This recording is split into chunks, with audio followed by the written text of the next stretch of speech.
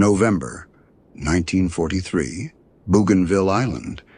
The M1 Carbine is in the hands of thousands of GIs. It's light, it's handy, and according to the ordnance officers back in Washington, it has an effective range of 300 yards. But ask any Marine dug into the mud of the Solomon Islands, and they'd tell you a different story. They'd tell you that past 200 yards, that .30 caliber bullet drops like a stone and drifts with the slightest breeze. Unless you were Private First Class Raymond Beckett. See, Beckett didn't listen to Washington. He listened to the physics of steel and wood. While his company was being dismantled man by Japanese snipers they couldn't touch, Beckett was sitting in a foxhole with a stolen hacksaw, doing the unthinkable. He was destroying government property to build a weapon that didn't exist. In the next 48 hours, he wouldn't just break the regulations. He would break a siege, drop 9 enemy snipers, and prove that sometimes the difference between life and death is 3 inches of steel that the rulebook says you aren't allowed to cut. To understand why a private would risk a court-martial in the middle of a combat zone, you have to understand where he came from. The Marine Corps teaches a man how to shoot, but they don't teach him how to listen to metal. Raymond Beckett grew up in Wilkes-Barre, Pennsylvania. Hard country, coal country. His father broke his back in the breakers, but his uncle ran a garage on South Main Street that had been converted into a gunsmith shop. This wasn't a factory floor. This was a place where miners brought rifles that were shot out, rusted, or broken, and they couldn't afford new ones. Beckett started working that bench at 12 years old. Now, here is the thing about Depression-era gunsmithing that mostly gets forgotten today. You didn't just replace parts. You didn't have the luxury of spec. You had to fit the weapon to the man. By 16, Beckett learned a truth that would eventually save his life. Military specifications are designed for mass production, not maximum performance. He learned that a factory crown on a muzzle is rarely perfect. He learned that stock length is an average, not a rule. He learned to take a rasp and sandpaper to a Winchester until it pointed like an extension of the shooter's eye, not a clumsy block of wood. If you appreciate the kind of American ingenuity that fixes problems with hands rather than paperwork, take a second to like this video. It helps us preserve these stories for the next generation. Fast forward to September 1942. Beckett enlists. He lands at Camp Lejeune and they hand him an M1 Carbine. To a rookie, it was a fine weapon. To a craftsman like Beckett, it was a sloppy fit. He noticed immediately. The length of pull on the stock was too long for snap shooting and brush. The sights were set too high, forcing the shooter to expose too much head over. The cover and the barrel. The barrel timing felt sluggish, but in 1942, a private doesn't tell an ordnance officer that his geometry is wrong. So, Beckett kept his mouth shut. He qualified expert, 238 out of 250, not because the rifle was perfect, but because his hands knew how to compensate for the weapon's failures. November 1st, 1943. The 3rd Marine Division hits the beaches of Bougainville. If you've never studied this campaign, it was a nightmare of terrain. Steep ridges, volcanic mud, and an enemy that had spent months pre-sighting every inch of clear ground. The Japanese snipers on Bougainville weren't taking pot shots. They were surgical. They understood American psychology better than we understood theirs. They knew Americans were aggressive. They knew we relied on volume of fire, suppressing the area with machine guns and moving forward. So the Japanese snipers positioned themselves deep, 350 to 450 yards out. This distance wasn't accidental, it was calculated. It was just inside the effective range of their Arisaka rifles, but it was just outside the reliable range of the M1 Carbine. The result was a slaughter. On November 4th, Corporal James Whitaker takes a round through the throat. November 6th, Private Hayes takes one through the eye while trying to spot the flash. November 9th, Sergeant Riggs, Beckett's own squad leader, is killed directing mortars. By November 12th, the company is paralyzed. 11 men dead in 72 hours. Morale is cracking. The boys are refusing to move during daylight. And here is the frustration that every infantryman knows. You can see the tree line where the shot came from. You can pour fire into it, but you cannot hit a surgical target at 400 yards with a weapon designed for 200. Beckett watched tracers from his carbine drift 6, 8, 10 inches off target due to the velocity drop. He requested an M1 Garand. The heavier .30-06 round could make that shot. The request was denied. Lieutenant Porter, a good man but a by-the-book officer, cited the table of organization and equipment. Radio men and scouts carry carbines. Riflemen carry Garands. We cannot disrupt the ammo logistics, logic, bureaucracy. And meanwhile, men were screaming in the mud. Beckett realized something that night. The Marine Corps wasn't going to solve this. The supply chain wasn't going to solve this. If he wanted to stop the bleeding, he had to stop being a soldier and start being a gunsmith again. November 12th, 2300 hours. The moon is high. Beckett waits until the company armorer, Sergeant Polanski, goes on watch. He creeps to the supply tent and borrows a canvas tool bag, a hacksaw, a triangular file, and some gun oil. He crawls into a secondary fighting hole, pulls a poncho over his head to muffle the sound, and begins the work that could send him to Leavenworth for 5 years. Now, this is where the physics comes in. Conventional wisdom says longer barrel equals more accuracy. So why did Beckett take a hacksaw and cut 3 inches off the barrel of his carbine? Because of barrel harmonics and gas pressure. Beckett knew that the standard 18-inch barrel on the carbine was designed for reliability, not precision. By shortening it to 15 inches, he was actually stiffening the barrel slightly, reducing the whip when the bullet left the muzzle. It would cost him a tiny fraction of velocity, but the gain in handling and stiffness would make the weapon point faster.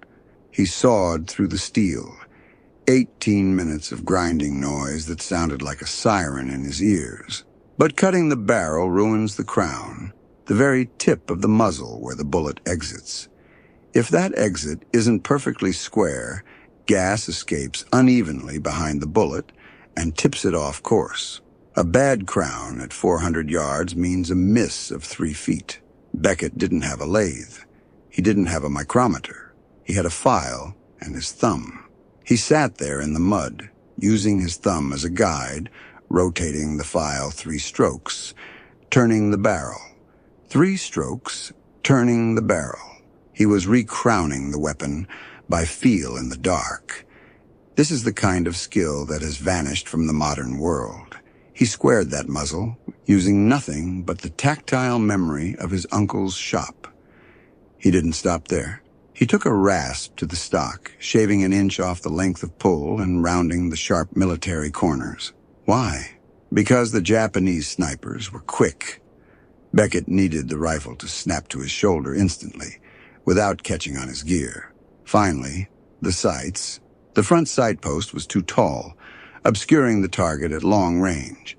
He filed it down by 3 millimeters, essentially creating a fine sight picture that allowed him to see around the target, not just cover it up. By 0200 hours, he put the tools back. He held the weapon. It looked ugly. The wood was raw where he'd rasped it. The barrel looked stubby. It was unmistakably an unauthorized, mutilated weapon. But when he shouldered it, it locked into place like it was part of his own anatomy. Dawn broke, November 15th. The Japanese snipers didn't wait long. At 0623, a radio man stands up. Crack, dead. 4 minutes later, a lieutenant moves. Crack, hit in the shoulder. By 0700, the company is pinned, flat on their bellies in the mud. A private named Sullivan tries to crawl to the wounded lieutenant and takes a round in the gut. He lay there screaming for 4 minutes. Platoon Sergeant Grantham crawls over to Beckett. He looks at the carbine. He sees the sawed-off barrel. He sees the shaved stock. He looks at Beckett. "That barrel is cut," Grantham says. "Yes, Sergeant." "That's a court-martial offense?" "Yes, Sergeant." Grantham looks at Sullivan's body in the open. Then he looks back at Beckett. "Do you see where that shot came from?" "Yes, Sergeant. Triple trunk tree. 400 yards, 11 o'clock. Can you hit him?" "With a regulation carbine?" "No." "With this?" "Maybe." Grantham makes the call that defines good leadership. He ignores the regulation to save the men. "Make it count," he says, "or I'll put you in the brig myself." Beckett moves to the lip of the foxhole. This is where the training ends and the instinct begins. He doesn't look for a man. He looks for the absence of nature. He spots a shadow in the triple trunk tree that looks too dense. The wind is coming from the left, maybe 5 miles an hour. At 400 yards, a .30 caliber carbine round pushes easily 10 inches in that wind. Beckett shoulders the ugly little rifle. It comes up fast. He aims not at the shadow, but at the empty air to the left of the shadow, and 6 inches high to compensate for the drop. He is doing trigonometry in his head, while his heart is hammering at 140 beats per minute. He exhales. The trigger breaks. Crack. The sound is different, sharper, louder because of the short barrel. He cycles the bolt instantly. He doesn't wait to see the hit. But 4 seconds later, a dark shape tumbles out of the canopy and hits the jungle floor with a heavy thud. The silence that followed wasn't just quiet. It was shock. A carbine wasn't supposed to make that shot. 19 minutes later, a second sniper opens up from a bamboo cluster. Beckett is already moving. He slides into position. This target is harder, denser cover. Beckett fires 3 rounds in 4 seconds. Rapid, controlled fire. He is walking the bullets into the target. The 3rd round elicits a scream. A rifle drops, then a body. Over the next 2 days, the dynamic of the battlefield inverted. Usually, snipers control the fear. But suddenly, the Japanese snipers realized they were being hunted by something they couldn't calculate. Beckett dropped a sniper at 467 yards, a shot that is technically ballistically impossible for that cartridge, by aiming 2 feet above the target's head. He dropped 2 snipers engaging simultaneously by snap shooting left, then right in 11 seconds. 9 snipers in 48 hours. The siege was broken. The company stood up and walked. It takes a special kind of courage to trust your own hands over the rule book. If you know someone who fixes things their own way, share this video with them. You'd think they'd pin a medal on him right there. But the military is a machine, and machines hate irregularities. November 18th. Captain Hendricks, the company commander, calls Beckett in. The modified carbine is sitting on the captain's desk. It looks like a piece of junk compared to the factory-fresh Garands in the rack. "You did this?" Hendricks asks. "Yes, sir." "You know this is destruction of government property?" "Yes, sir." Hendricks picks up the weapon. He feels the balance. He sees the filed sights. He knows that his casualty reports have dropped from 4% a day to near 0 since Beckett started shooting this thing. This is the moment where bureaucracy usually crushes innovation. But Captain Hendricks was smart. He looked at Beckett and said, "I have a problem. If I court-martial you, I lose my best shooter. If I commend you, every private in the Pacific starts taking a hacksaw to their rifle." So he made it disappear. He told Beckett, "This is a field expedient modification. It never happened. You will not speak of it.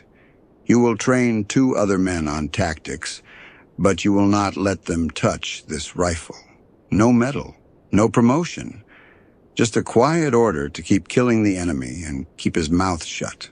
Beckett survived the war. He took shrapnel in '44, got evacuated, and the rifle, the one that saved the company, was tossed into a supply pile and likely melted down for scrap. It disappeared from history. When Beckett went home to Pennsylvania, he went back to the gunsmith shop. He raised 3 kids. He fixed hunting rifles for the state police. In 1953, a Marine historian wrote to him, asking about rumors of modified carbines on Bougainville. Beckett wrote back, "I don't recall." In 1967, a journalist tracked him down. Beckett refused the interview. In 1981, the official history was published, mentioning unauthorized but effective field modifications. Beckett bought the book, put it on a shelf, and never opened it. Why the silence? Why not claim the glory? Because Raymond Beckett was a craftsman. He didn't modify that rifle to be a hero. He didn't do it to get a medal. He did it because he looked at a tool, saw that it wasn't doing the job, and fixed it so his friends would stop dying. He knew the uncomfortable truth. The military benefited from his innovation while keeping the rules in place to punish it. He saved the lives, took the silence as his payment, and went back to work. Beckett died in 1994. His obituary listed his kids, his wife, and his job. It didn't say a word about the 9 snipers. It didn't mention the siege. But somewhere in the archives of the Marine Corps, buried in a misfiled logistics report from 1944, there is a single paragraph acknowledging that for 48 hours, one man with a hacksaw was more effective than an entire battalion of regulation equipment. Sometimes, the distance between regulation and victory is measured in 3 inches of steel, and the willingness to risk everything to make the cut. If this story resonated with you, consider subscribing. We dig into the archives to find the history they didn't teach you in school.